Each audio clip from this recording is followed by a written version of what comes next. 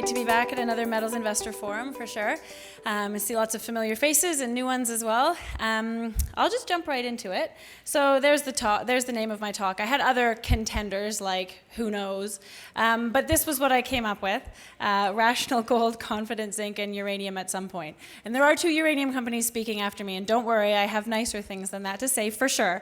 So I just want to start with the fact, I just want to throw this chart up to begin with. It's a great capture of what the commodities markets did last year.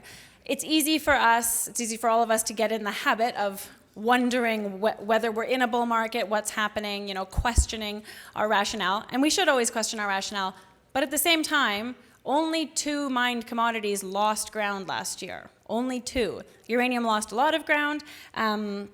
And coal lost a bit of ground. But other than that, there was immense gains that were made in all the rest of the mined commodity prices. So I would say that we are in a bull market. This is a very different chart than the one that would have come out from 2014, 2015, 2013, right? So things have absolutely changed. And because of that, because all of those commodities contributed to gains, that's why the venture exchange was able to gain 45% last year. The venture is a proxy as much as it's a proxy for mining. It's one of the best we have on the exploration side, and it was up 45% on the year, despite gold losing ground in the fall.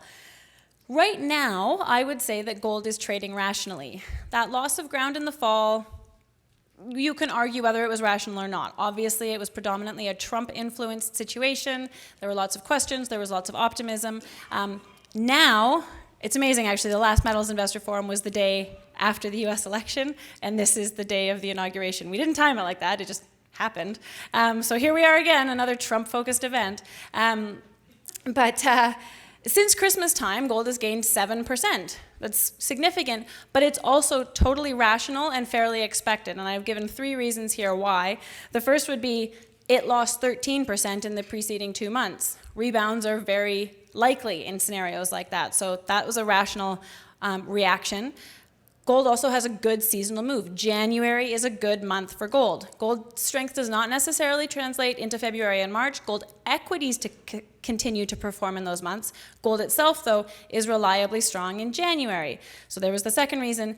And then the third reason is the list of reasons, and I will touch on these a bit more as I go along, but of course we have Donald, we have inflation, we have a weaker dollar just in recent days. I'll get to that in a moment. So I would say that right now gold is reacting quite rationally to the situation. There's a lot of unknowns in the situation, and of course the biggest of those is Trump. He's the wild card. He can change markets with a single tweet. We saw that twice this week. Big Pharma took a big hit this week when he lashed out at their money-grubbing ways, and the stocks declined significantly following that. And then, of course, he made comments in an interview with the Wall Street Journal about how the US dollar is too strong. That was a bit of a surprise to people because he has had such a focus on protectionism for America that everybody assumed that a strong dollar was sort of part and parcel of Donald's plan. But perhaps not. It seems, from this and from some other suggestions that he's made, that he wants to take the easy route to boost trade, which is, of course, devaluing the dollar. How that's compatible with protectionism, I'm not sure, but there's lots of things that we're not sure of as we go forward with this new administration. There's another contrast there that I'll talk about some more, which is inflation. Donald wants inflation. Inflation is part of growth. Inflation devalues the dollar, and inflation devalues the dollar and devalues the currency. So he wants all of these things. But the flip side is that inflation suggests aggressive rate hikes from the Fed to try and keep that inflation in check. And the Donald will not want that because rate hikes put a damper on economic growth. That's just basic, right? So there's a lot of contrasts within Donald Trump, President Trump. That's the first time I've said that. Going forward, we will learn a fair bit more about that over the next 100 days, 50 days. Every day that passes, we'll learn a little bit more. What I do know, despite all of these inconsistencies, is that obviously a weak dollar is good for gold. We know that, but these 2 one-month charts just sort of lay it out really clearly. It's a 1-month chart of gold and the 1-month chart of the dollar. And the negative correlation looks pretty perfect right there. So that has certainly helped of late. Okay, speaking of inflation, rate hikes going forward are definitely far more likely than they have been over the last few years, right? We're seeing inflation. The last CPI number that came out put inflation in America at 2.1%. That's the strongest reading we've had for a long time. But this chart is a good summary of how often the Federal Reserve has expected to enact multiple rate hikes each year versus what they've actually done, which is almost nothing, right? So each of those lines is like they originally thought they'd hike rates a bunch in 2013, 14, 15, and then they downgraded and downgraded and downgraded as the year went on, and economic growth wasn't as strong as expected. Now, economic growth is picking up. I expect inflation to pick up. I don't think we're not going to go through another year where the only rate hike happens in December. So rate hikes are far more likely, but provided inflation keeps climbing, gold can stay positive in a rate hike environment. And of course, that all comes down to real rates. And those who read my newsletter know that I harp on about this and might be sick of hearing me talk about it, but real rates are the fundamental driver for gold. So this is a great chart that RBC did. They put together a regression of real rates. So real rates are interest rates minus inflation, right? So the actual rate of interest that we feel. So they ran a regression of the gold price versus real interest rates. And you can see that it follows a pretty well-defined line there. Today, we have real rates that are just a little bit above zero. We're at about 0.3, 0.29%, depends which exact day of data you pull. And so the current gold price of $1,200 sits pretty much on the average regression line from that analysis. Going forward, as long as inflation stays ahead of rates, which I think is very likely, aggressive rate hikes are not something that Donald Trump is going to want. Sure, he's not in charge of the Fed, but I'm going to say there's some influence. So we're going to see some rate hikes, but as long as inflation stays ahead and real rates stay negative, gold is going to be good. If we look at this regression line, real rates declining to negative 1% puts the gold price at $1,540. That's a pretty nice number. Of course, if they were to climb to plus 1%, positive real rates are bad for gold, and that would bring the gold price down to, $850. So inflation's good. I don't think rates are going to keep up. That means real rates are going to stay negative, and this kind of long-term data pattern shows that point in a nice picture that's easy to grasp. So I keep talking about inflation. The chart on top is inflation in America. The chart on the bottom is inflation in Europe, which is a good one. I wanted to add that because we all focus a lot on inflation in the United States. It's sort of an obsession these days since interest rates have been low. We've been obsessed about inflation. But inflation is really picking up in Europe as well. So globally, we are looking at increases in inflation that will boost each other to a certain extent. And I would say, if we look at the United States, if we do have a scenario that is growth-based inflation that stays ahead of interest rates, that could be a best-case scenario for gold. You still have negative rates, so you still have that fundamental argument for gold. Negative rates and inflation propel people towards gold as a hedge to protect their dollars, and because other safe havens don't embody that protection. And when you have a market that's performing, it gives people the sense of wanting to invest. When the economy is growing, they have some confidence in investing. Investing is more common. So growth-based inflation that stays ahead of rates looks like a scenario that's shaping up in the United States. That's good. Ask me again in a month or 2 or 3, and we'll see exactly what the Donald has done or not done. When it comes to the Donald, of course, the big question is what he's actually going to be able to enact, right? Like if he can cut corporate tax rates to 15%, that will be significant for economic growth in the States. But Republican support for that platform is not widespread for sure. The Tea Partiers didn't, there's a lot of contention in the Republican Party around a lot of his issues, which he hasn't made clear yet. So I think my guess is that the main distinguishing factor of Donald's first year is going to be a lack of ability to follow through on quite a few of his larger plans, which is going to add to uncertainty and going to annoy people and whatnot. So that's sort of an aside. Right now, I started off by saying that gold is trading rationally, and that's partly because January is a good month for gold. It's always a good month for gold. There's another pattern that I want to point out. So this chart looks at the venture index, again, not not a perfect proxy for exploration stocks by any mean, but one of the only ones that we really have. Over the last 15 years, the venture exchange has outperformed its annual result, like in an incredibly reliable way in the first quarter. Like, it's unreal, actually. So the ones in green are where it produced like multiples of its full year gain in the first quarter. All the ones in yellow are the 9 years where it outperformed the year in the first quarter. The ones not highlighted are when it just performed in line, and then there was 1 year when it underperformed. So what I'm getting at is that the first quarter, like buying mining stocks in late December, watching for how gold season works that following year, and then selling sometime in the first quarter is a ridiculously reliable way to play the mining market. So pay attention to patterns. They are there. That's why they're called patterns. And these patterns will continue. So if I want to talk about my golden outlook, there's a lot of uncertainty in the world right now. So there's major elections coming up in France and Germany. There's Brexit, of course. There's Donald Trump. There's a lot of questions about everything from politics to economics. Each day will bring us perhaps a bit more clarity, and then a few more questions around all of those issues. If we want to focus just on gold, I would say that the current gold rally probably has some life left in it right now. We're still approaching Chinese New Year, so some of that buying's already happened, some of it is still to come, so that will help. Trump uncertainty is helping. Current dollar weakness is certainly helping. I don't know if that's going to continue for a long time, but it is what's happening right now. And then simple seasonality continues to propel gold through January and a little bit into February. That's great.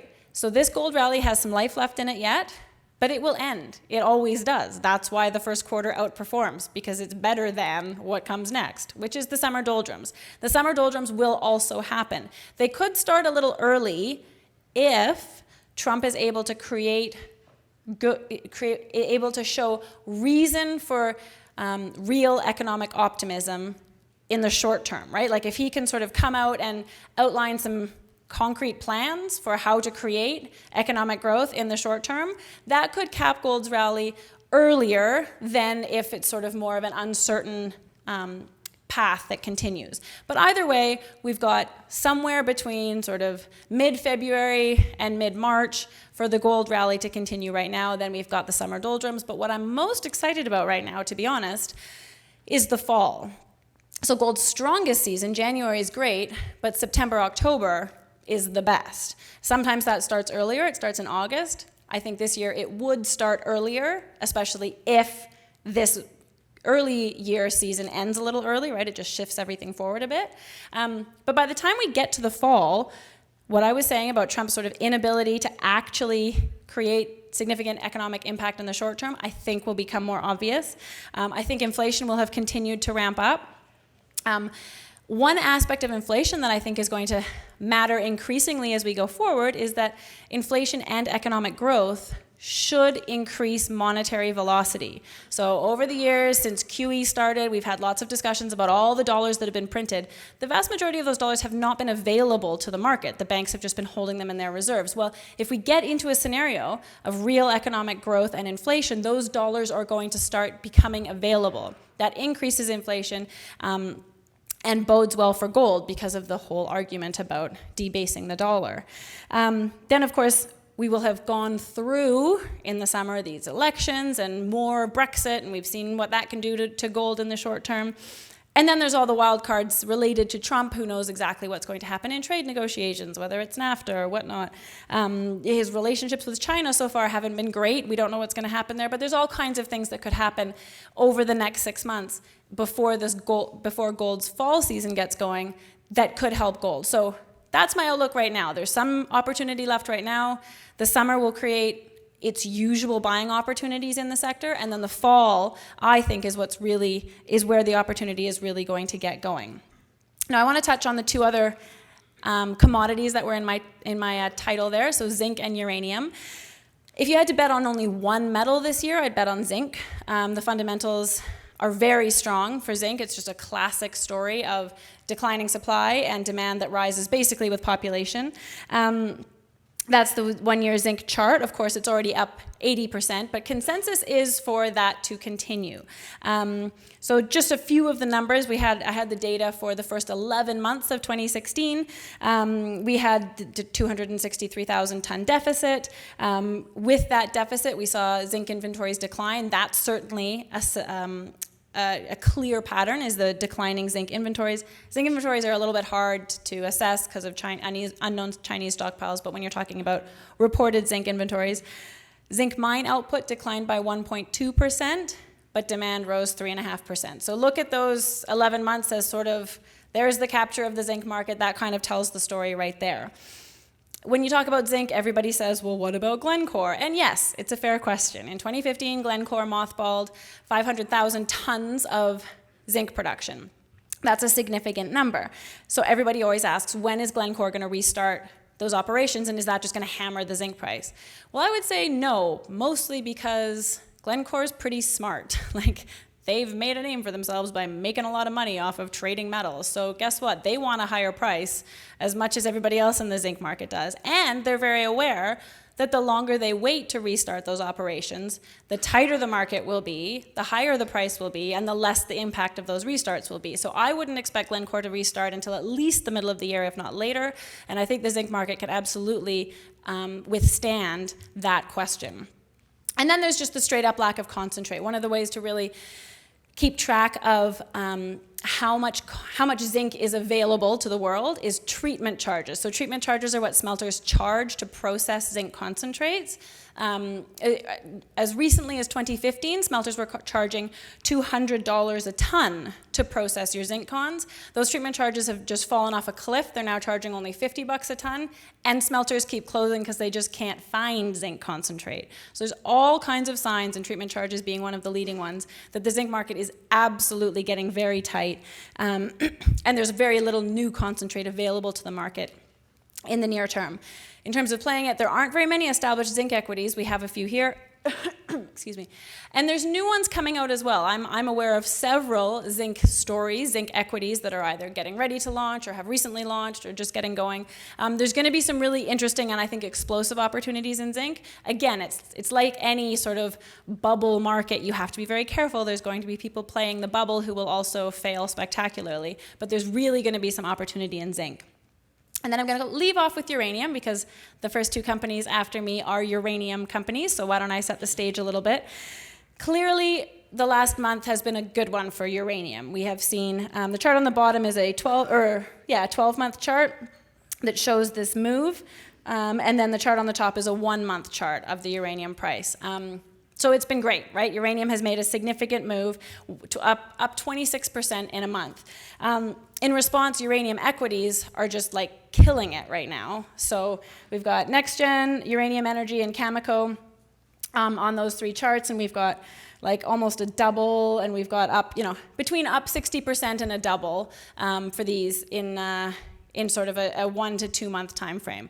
So that's really exciting, especially for the one commodity that performed the worst out of all of the commodities last year.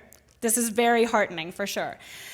A lot of this price move has been in response to the announcement from Kazatomprom that they're cutting production by 10%. So Kazatomprom is responsible for 40% of the world's uranium. That's massive. So a 10% cut is very significant from that group. For years, the Kazakh state entity has just basically produced as much uranium as they could. They were trying to establish market share. They were a new player. They did a very good job of that. But they didn't have a very strategic approach to production, at least in terms of price. Strategy entered the picture in 2013. When uranium had already been declining for 2 years, they announced that they were no longer going to increase production. So that helped. They just maintained their level. And then just 2 weeks ago, they announced that they're going to cut production by 10%.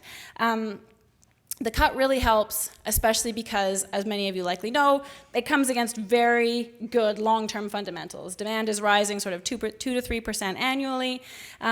The really key thing is uncovered uranium requirements. So this is uranium that reactors need in order to not melt down, over the next 10 years now totals almost £1 billion, which is, it's getting on for unprecedented in terms of how open, these utilities are leaving themselves to not accessing the uranium that they need. They usually cover their requirements a lot more closely. There's been a lot of lax in the market because of Fukushima. They've been letting that lax, they've just been buying it up in spot and becoming sort of easy street about it. But that will change. And that low that we got to at 18 bucks a pound before this price move, not a single uranium producer on the planet was making money. So lots of signs of the bottom. Is this it? I don't know. I'm not willing to go out on a limb and say that this is it. I am willing to say there's still a lot of spot uranium available. The supply gap actually producing less than demand is still perhaps 2, maybe 3 years out, because Adaprom's cut helps maybe bring that down to 2. Uranium equities also love to rally in January. This is a 5-year chart for Cameco, and 4 of the 5 years, Cameco has done well in January, even though uranium has not done well any of those years. So that's to take note. What will convince me of the market is when these utilities that have all these uncovered requirements start signing new long-term contracts. When one of them does it, they'll all do it. They move on herd like en masse, like nobody's business. It's ridiculous, actually. So as soon as you see one long-term contract sign, you can have some confidence that you're actually seeing the start of a uranium bull market. Very could well happen this year. Either way, I think uranium is in for a stable year and perhaps a good year. And of course, I could be wrong. Maybe it's going to explode tomorrow. So that's what I have to say. These are the newsletters that I produce. The Maven letter is my flagship publication. It comes out once a week about the stocks that I'm buying and selling. I also have a premium service that's focused more on accredited investors with opportunity to participate in financings and sort of act now, low liquidity opportunities. And in general, I don't take money from companies. I just write about what I'm buying and selling, so I'm in the same position as my subscribers. So with that, I would like to bring up Garrett, who's going to introduce us to Next Gen.